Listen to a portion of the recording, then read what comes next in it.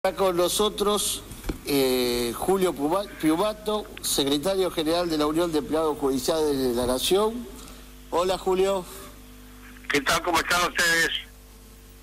Muy bien, gracias por estar al aire.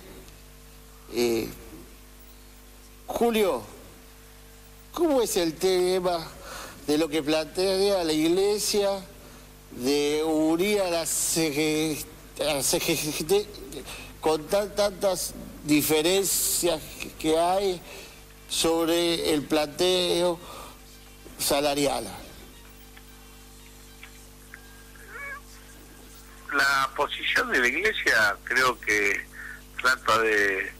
es una intención creo que sana, porque digamos es la unidad nacional la que lleva a la justicia social, ¿no?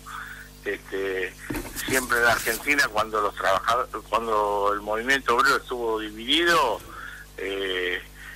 fue peor para los trabajadores, y siempre han sido los gobiernos en los momentos de división, diferentes gobiernos que impulsaron, salvo el peronismo de Perón Evita, que siempre impulsó la unidad del movimiento obrero.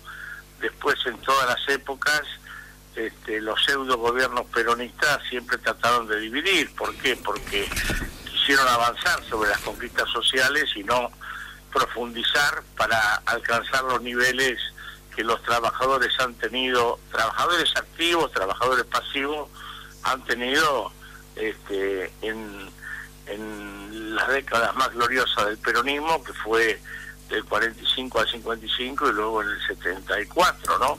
Fíjate vos que en el 74 es el salario real más alto que a valores constantes de la historia argentina. Hoy estamos muy lejos de esos valores, ¿no? Así que la intención de la Iglesia creo que es sabia. El problema, como decimos, es que la unidad tiene que hacerse para defender los derechos de los trabajadores. En la medida que el conjunto de los dirigentes, digamos, comprendan que los trabajadores lo eligieron para defender sus derechos y no para presionarse o dejarse llevar adelante por el gobierno de turno, creo que esa unidad es posible. ¿Y vos pensás que van a tener la madurez o hasta la audacia, por así decirlo, y no solo la audacia también, sino la inteligencia de darse cuenta que la responsabilidad de ellos son los trabajadores? Porque muchos dirigentes sindicales oficialistas hoy parece que se olvidaron de eso, ¿viste? Y bueno, uno tiene que pensar que sea así, o por lo menos la presión de los trabajadores los obliga a hacerlo, ¿no? Digamos, yo no me gustaría estar en la posición de algunos dirigentes gremiales presionados por sus bases y presionados por el gobierno con las famosas carpetas de Milani, ¿no?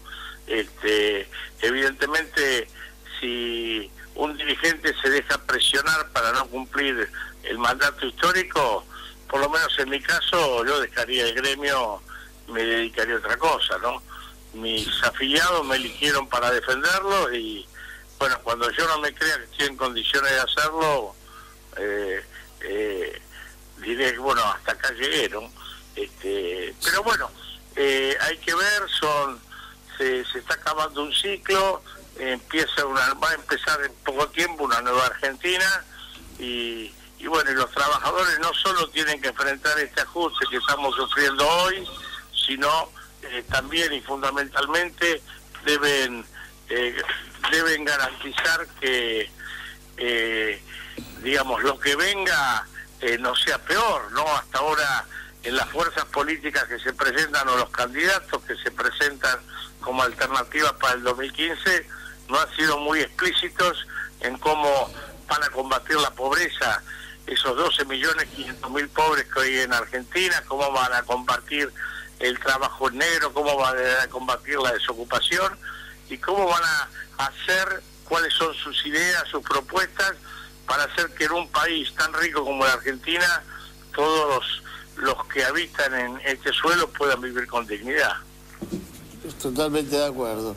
Y ya que tocaste el tema de Milani, que también te lo iba a preguntar, la semana pasada procesaron a los que están imputados en tu secuestro en 1976. Le quiero recordar a los televidentes que fuiste un preso político, fuiste detenido en el año 76, y cómo, te voy a hacer las 3 preguntas juntas.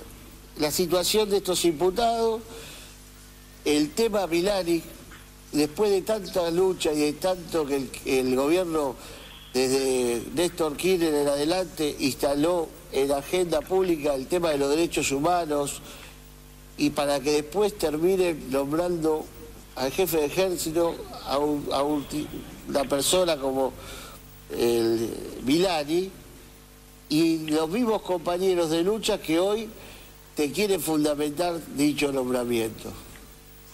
Bueno, obviamente, no, pero no tienen fundamento. Creo que le esquivan al diálogo, es un tema que les molesta porque están construidos en base a un relato. Cuando vos lo sacás del relato, es como se pierde, ¿no? Es como el que va con anteojeras o con un GPS, vos le apagás el GPS y no sabes para dónde ir. Esto es lo que suele pasar.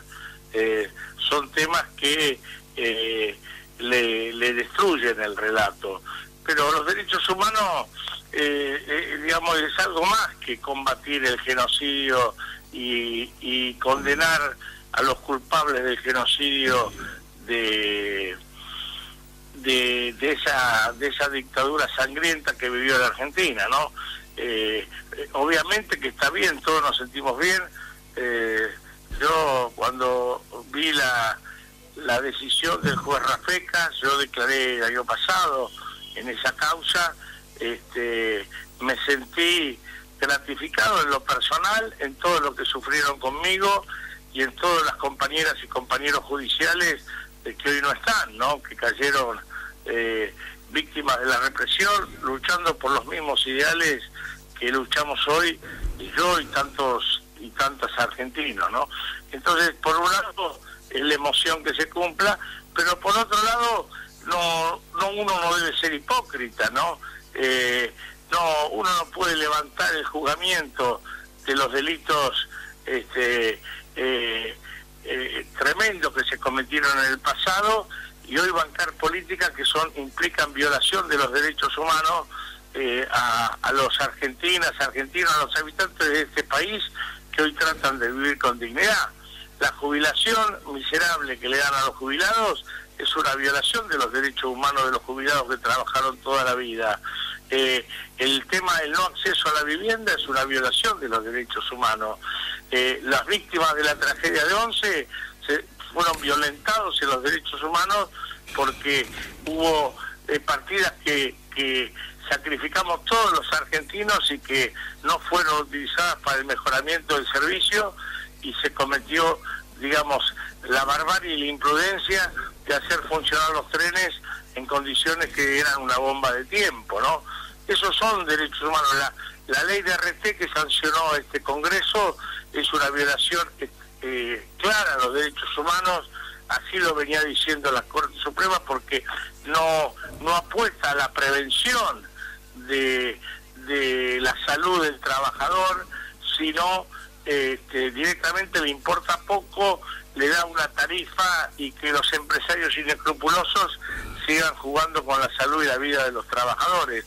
Podría enumerarte un montón de cuestiones, la ley antiterrorista que hoy están empleando están aplicando a un colega tuyo en la provincia de Santiago del Estero.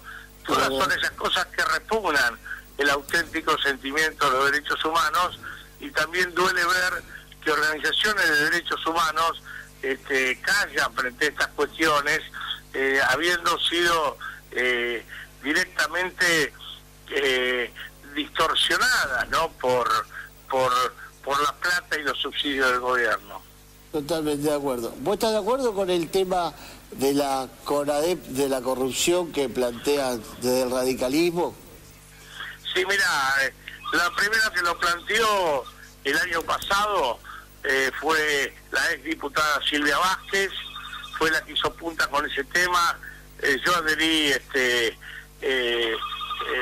muy claramente a eso, porque Nosotros no se juzgan los delitos de corrupción, no damos un ejemplo al conjunto de la sociedad. Así como no se puede vivir en una Argentina donde los genocidas anden por la calle, tampoco uno puede vivir en una Argentina donde los corruptos anden libremente por la calle. Lo que era juicio y castigo a los genocidas, a los culpables, hoy tiene que ser juicio y castigo a los corruptos, ¿no? Es parte de la misma historia porque los genocidas mataron y la corrupción también mata en la Argentina, ¿no? Totalmente de acuerdo. Bueno, Julio, te agradezco por tu tiempo y nos vamos a meter en contacto. ¿Tienen alguna agenda pendiente con la CGT para esta semana? No, mira, nosotros mañana tenemos una marcha a los judiciales porque estamos luchando por la situación de los interinos, son 1.100 compañeras y compañeros en todo el país, que estamos tratando de garantizar su situación de estabilidad.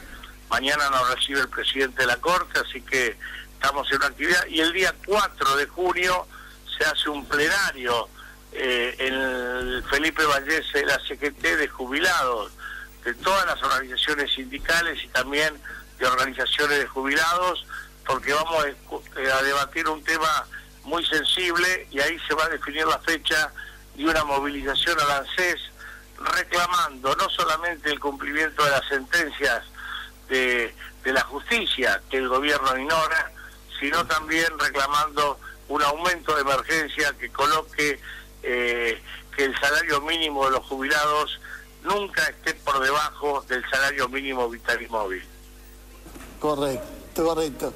Te voy a comprometer para más adelante que nos quedó un tema pendiente y que me gustaría ya con más tiempo que explicarlo, porque de acá, por ahí de Misiones, excepto por los medios nacionales, no se está tan al tanto, que es el tema del fiscal Campagnoli, que sé que vos estás haciendo un seguimiento muy de cerca. Sí, cuando quiera lo hablamos. Bueno, esta es la demostración de lo que hablábamos. Es decir, en lugar de incentivar el combate a la corrupción en este país insólito, se trata de juzgar o separar a aquellos fiscales que cumplen con su deber. Hoy la Argentina necesita que los fiscales, que no son representantes del gobierno, sino son representantes del Estado argentino, tienen que defender el interés del Estado, el interés de la Constitución, y tienen que investigar los delitos que se cometen en todo sentido, pero fundamentalmente los que se cometen del poder, y no hay delito más horrendo que el de la corrupción, porque desvía fondos que tendría que ser para el bienestar de los argentinos en un país, como ya hablamos, con tantos pobres y que van a engrosar los bolsillos de funcionarios o gobernantes, dando el peor de los ejemplos, ¿no? Para una Argentina que necesita valores. Vos hablabas al principio de la Iglesia y el Papa Francisco es muy claro en esto, en la necesidad de combatir la corrupción, de combatir el narcotráfico, de combatir la trata de personas, de combatir el trabajo esclavo, y en eso nosotros coincidimos fervientemente. Por eso Campagnoli, creo que están tratando a través de Campagnoli de domesticar al resto de los fiscales, planteándole lo que les puede pasar. Yo no sé si llegarán a separarlo o no, pero desde ya lo están convirtiendo a Campagnoli en una figura emblemática, y a la larga le va a salir, como se dice popularmente, el tiro por la culata. Yo creo que sí, porque uno se da cuenta por los medios, y creo que está pegando en la gente eso, porque aparte de ser un hombre de bien, no encontré, excepto a Gil Carbó y algunos comunicadores oficialistas, alguien que hable mal del desempeño del fiscal. Julio, pero por más que se lo pueda criticar, porque nadie es perfecto, pero lo que está claro es que lo tratan de separar solamente por el hecho de investigar corrupción. Hay muchos fiscales buenos, malos, medianos, pero hoy en la Argentina, que sea un delito investigar la corrupción, muestra la escala de valores de los que intentan separar al fiscal Campagnoli. Totalmente claro. Te agradezco, Julio. Y te mando un abrazo, que tengan buenas tardes. Hasta luego. Muchas gracias.